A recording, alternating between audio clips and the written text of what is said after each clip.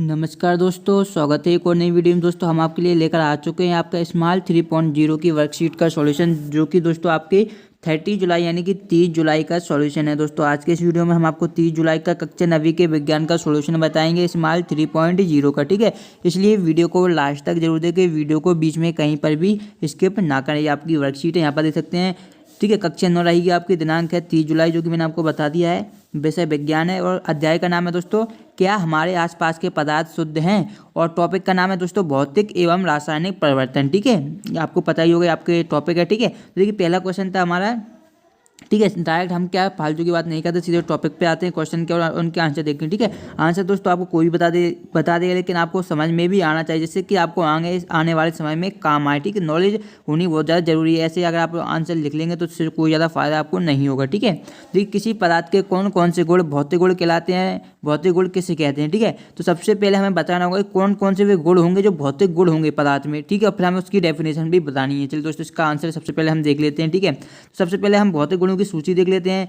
देखिए अगर किसी पदार्थ में अवशोषण का गुण है दोस्तों, तो उसे हम क्या बोलेंगे, भौतिक गुण है। वो है शुक्लता है तो उसे भी हम भौतिक गुण बोलेंगे। अगर उसका क्षेत्रफल है, किसी भी पदार्थ का क्षेत्रफल है, तो उसे हम दोस्तों क्या बोलेंगे, उसका यह भौतिक गुण है। इसी प्रकार अगर उसमें भंगुरता है तो वो उसे भी हम भौतिक गुण बोलेंगे। क्वथनांक है तो उसे भी हम भौतिक गुण बोलेंगे। धारिता है जिसे हम बोलते हैं कैपेसिटेंस, तो उसे भी हम भौतिक गुण बोलेंगे, ठीक है। वर्ण यानी कि कलर है तो उसे भी हम क्या दोस्तों भौतिक गुण ही बोलेंगे, यानी कि फिजिकल क्वालिटी। फिर सांद्रता कॉन्सेंट्रेशन, तो इसे भी हम भौतिक गुण बोलेंगे। अगर इनमें से कोई भी पदार्थ में गुण पाया जाता है तो वह पदार्थ का यह क्या है, भौतिक गुण कहलाता है। अब दोस्तों भौतिक गुण की डेफिनेशन देख लेते हैं कि भौतिक गुण क्या होता है, ठीक है। तो दोस्तों आप यहाँ पर देख सकते हैं किसी पदार्थ में होने वाले ऐसे परिवर्तन, किस तरीके के परिवर्तन, उसके बारे में मैं दोस्तों आपको बताऊंगा। देखिए किसी पदार्थ में होने वाले ऐसे परिवर्तन जिनमें पदार्थ के रासायनिक गुण तो समान बने रहते हैं, ठीक है। कैसे गुण दोस्तों, रासायनिक गुण समान बने रहें, लेकिन क्या होता है दोस्तों, लेकिन पदार्थ के भौतिक गुण में परिवर्तन हो जाता है। पदार्थ के ऐसे परिवर्तन को भौतिक परिवर्तन कहते हैं। यानी कि जो रासायनिक गुण है वो चेंज नहीं होते दोस्तों, लेकिन क्या है जो दोस्तों भौतिक गुण होते हैं वो क्या होते हैं दोस्तों, भौतिक गुण परिवर्तित हो जाते हैं, यानी कि चेंज हो जाते हैं। उसे हम क्या बोलते हैं, ठीक है, भौतिक परिवर्तन बोलते हैं। आगे देखिए पदार्थ के भौतिक परिवर्तन में उसकी अवस्था और ऊर्जा को शामिल किया जाता है। जब किसी पदार्थ में भौतिक परिवर्तन संपन्न होता है तो नया पदार्थ नहीं बनता। अगर हम सोचें कि भौतिक परिवर्तन में कोई नया पदार्थ बनता है दोस्तों, ऐसा बिल्कुल भी नहीं है, कोई भी नया पदार्थ नहीं बनता, ठीक है। अर्थात इसके रासायनिक गुण पहले के ही समान रहते हैं, ठीक है। तो देखिए भौतिक परिवर्तन के कारण केवल पदार्थ का एक नया स्वरूप ग्रहण कर लेता है। भौतिक परिवर्तन के कारण उसके आकार, आकृति, रंग आदि में परिवर्तन हो सकता है, या उसकी अवस्था में परिवर्तन हो सकता है, जैसे ठोस अवस्था से द्रवावस्था में बदल जाना, ठीक है। जैसे कि मैं आपको एग्जांपल देता हूँ, ठीक है। यहाँ पर आपको समझ में नहीं, क्या आपको डाउट आते हैं तो 5 सेकंड के साथ डाउट डट के साथ करो ना आउट। बस आपने क्वेश्चन की फ़ोटो कीजिए, उसे क्रॉप कीजिए और 5 सेकंड के अंदर उसका वीडियो सॉल्यूशन मिल जाएगा। चाहे आपका सवाल हो फिजिक्स, केमिस्ट्री, मैथ, बायोलॉजी, या फिर सीबीएसई बोर्ड, यूपी, महाराष्ट्र या किसी भी अन्य स्टेट का क्वेश्चन हो, या फिर 6 से 12 तक आईआईटी, जेईई मेंस का हो, उसका सभी का सॉल्यूशन मिलेगा मात्र आपको 5 सेकंड का। और आपको यहाँ पर वीडियो लेक्चर मिलेंगे। क्लास 6 से 12 तक डेली लाइव क्लासेस चल रही हैं।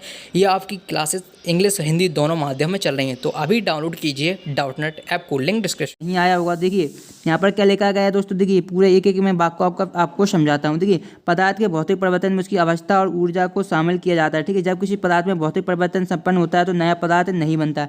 फॉर एग्जाम्पल अगर देखिए दोस्तों हमारे पास क्या है, बर्फ है, ठीक है। अगर इसमें भौतिक परिवर्तन होगा दोस्तों, या तो वाष्प बन जाएगा या जल बन जाएगा, यानी जल बन गया। तो दोस्तों क्या इसमें कोई परिवर्तन हुआ है, लेकिन क्या दोस्तों पदार्थ नहीं बदला। जो बर्फ है वो हमारा क्या जल हो गई, पदार्थ में कोई भी चेंजेस नहीं आया, ठीक है। केवल उसकी अवस्था बर्फ से जल हो गई, जल के बाद वाष्प भी हो सकती है। इस तरीके से अवस्था में ही चेंज आ सकता है, ठीक है।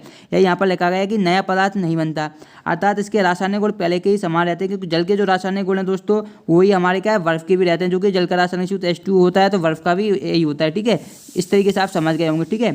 फिर देखिए भौतिक परिवर्तन के कारण केवल पदार्थ का नया स्वरूप ग्रहण कर लेता है। भौतिक परिवर्तन के कारण उसके आकार, आकृति, रंग आदि में परिवर्तन हो सकता है। तो ये स्पष्ट मैंने बता दिया। देखिए आकृति परिवर्तित हो जाती है। अगर हमारी बर्फ इस तरीके की है तो जल इस तरीके से आपको पता है कि इस तरीके से रहता है, तो उसकी आकृति में परिवर्तन हो जाता है, ठीक है।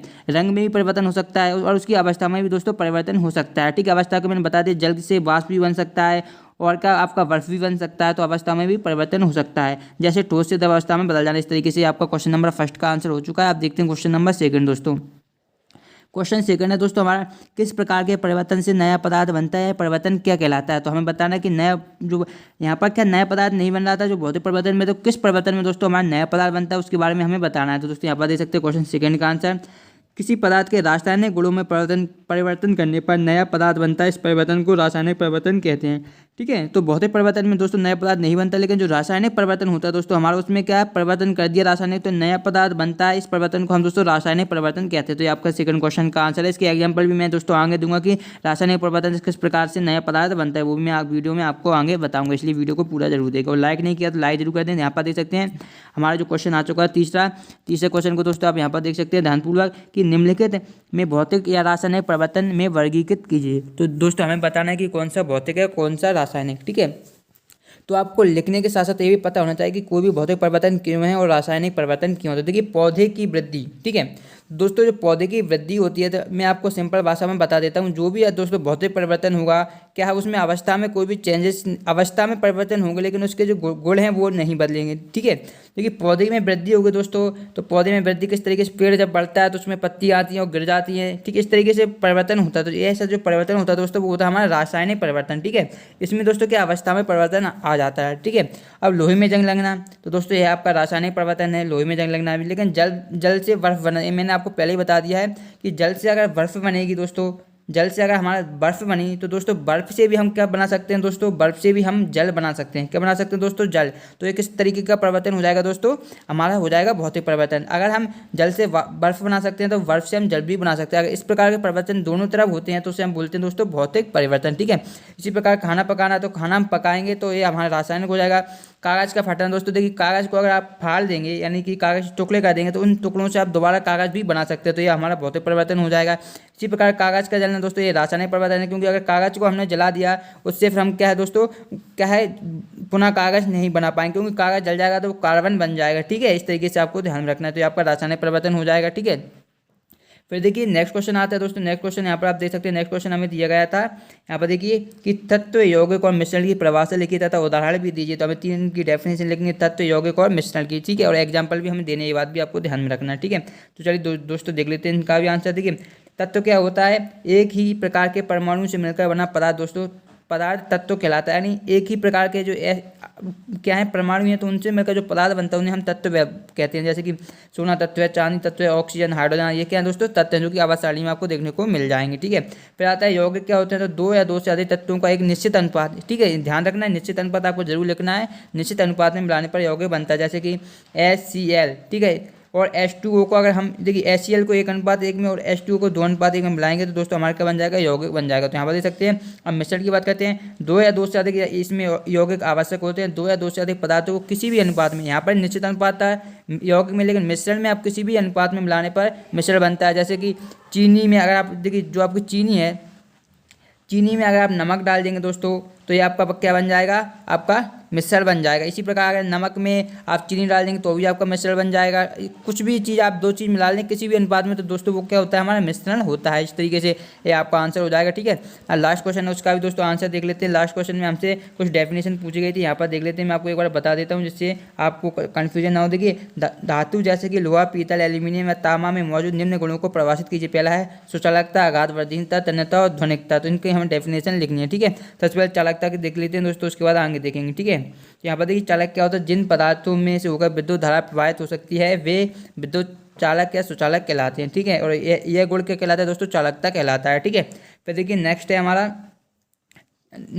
ध्वनिकता। ध्वनिकता किसे कहते हैं, तो किन्हीं पदार्थों को टकराने या पीटने पर विशेष ध्वनि उत्पन्न करने को ध्वनिकता कहते हैं। अब हम देखते हैं आघातवर्धीनता और तन्यता। ठीक है, तो आघातवर्धीनता देख सकते हैं दोस्तों, किसी पदार्थ को दबाने पर या संपीड़ित प्रतिबल की स्थिति में विकृत होकर दाब के लंबा दिशा में फैलाने का गुण आघातवर्धीनता यानी कि मेलेबिलिटी कहलाता है। आघातवर्धनीय पदार्थ को हथौड़े से पीटकर या बेल कर क्या आसानी से चपटा किया जा सकता है। सोना, लोहा, एल्यूमिनियम, तांबा, पीतल, चांदी, शीशा आदि क्या आघातवर्धनीय हैं, यानी किसी पदार्थ को जैसे कि सोना उसे हम पीट कर क्या चपटा कर सकते हैं। तो एक गुण क्या कहलाता है दोस्तों, आघातवर्धनीयता कहलाता है। ठीक है, फिर आता है हमारा लास्ट है तन्यता। तो पदार्थ विज्ञान में तन्यता यानी कि हम जिसे बोलते हैं ड्यूक्टिलिटी, किसी ठोस पदार्थ की तनाव डालने पर खिंचकर आकार बदल लेने की क्षमता को बोलते हैं। तन्य पदार्थ आसानी से खिंचकर तार के रूप में बनाए जा सकते हैं, जबकि अतन्य पदार्थ तनाव डालने पर आसानी से नहीं खिंचते और अक्सर टूट जाते हैं। सोने में सर्वाधिक तन्यता पाया जाता है। तो दोस्तों ये आपका कंप्लीट सॉल्यूशन हो चुका है। आपका क्लास 9th साइंस की जो आपको 3.0 स्माइल चल रही है वर्कशीट, ठीक है। तो 30 जुलाई का पूरा सॉल्यूशन हमने बता दिया दोस्तों। अगर आपको ये वीडियो पसंद आए तो वीडियो को लाइक करें और चैनल को सब्सक्राइब जरूर करें। अभी तक टेलीग्राम ग्रुप को ज्वाइन नहीं किया, सॉल्यूशन की लिंक आपको टेलीग्राम पर मिल जाएगी, पीडीएफ तो जाकर जरूर टेलीग्राम को ज्वाइन कर लीजिए। इस वीडियो को इसी समाप्त करते हैं। धन्यवाद दोस्तों।